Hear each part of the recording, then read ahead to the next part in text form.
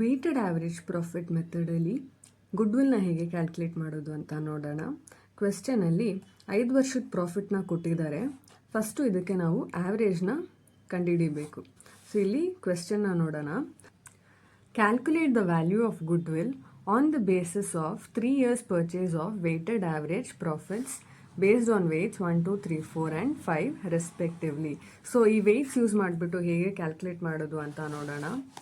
So ಇಲ್ಲಿ ಸೊಲ್ಯೂಷನಲ್ಲಿ ವರ್ಷನ ಹಾಕ್ಕೊಳ್ಳಿ, ಇಯರ್, ಆಮೇಲೆ ಪ್ರಾಫಿಟ್ ಪಕ್ಕದಲ್ಲಿ ವೇಟ್ ಆದಮೇಲೆ ಪ್ರಾಡಕ್ಟ್.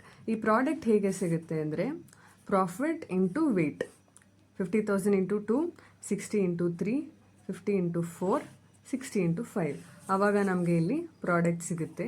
ಈ ವೇಟ್ಸ್ ಕೊಟ್ಟಿದಾರಲ್ಲ ಅದರದ್ದು ಟೋಟಲ್ ಮಾಡ್ಕೊಳ್ಳಿ, ಮತ್ತು ಇಲ್ಲಿ ಪ್ರಾಡಕ್ಟ್ ಇದೆ ಅಲ್ಲ ಇದನ್ನು ಕೂಡ ಟೋಟಲ್ ಮಾಡ್ಕೊಳ್ಳಿ. ಆ ಥರ ಟೋಟಲ್ ಮಾಡಾದಮೇಲೆ ವೇಟೆಡ್ ಆ್ಯಾವ್ರೇಜ್ ಪ್ರಾಫಿಟ್ನ ಕಂಡುಹಿಡಿಬೇಕು. ಸೊ ಇಲ್ಲಿ total product divided by total wait, 8,20,000 divided by 15,000, 54,666.7 ಸಿಗುತ್ತೆ. ಸೊ ಈ ಅಮೌಂಟು ನಮಗೆ ಆ್ಯಾವ್ರೇಜ್ ಪ್ರಾಫಿಟ್. ಈ ಆ್ಯಾವ್ರೇಜ್ ಪ್ರಾಫಿಟ್ನ ನಾವು number of years of purchase, that is 3 years ಕೊಟ್ಟಿದ್ದಾರೆ ಕ್ವೆಶ್ಚನಲ್ಲಿ, ಅದರ ಜೊತೆ ಮಲ್ಟಿಪ್ಲೈ ಮಾಡಿದಾಗ ವೇಟೆಡ್ ಆ್ಯಾವ್ರೇಜ್ ಮೆಥಡಲ್ಲಿ ನಮಗೆ ಗುಡ್ವಿಲ್ ವ್ಯಾಲ್ಯೂ ಸಿಗುತ್ತೆ. Thank you.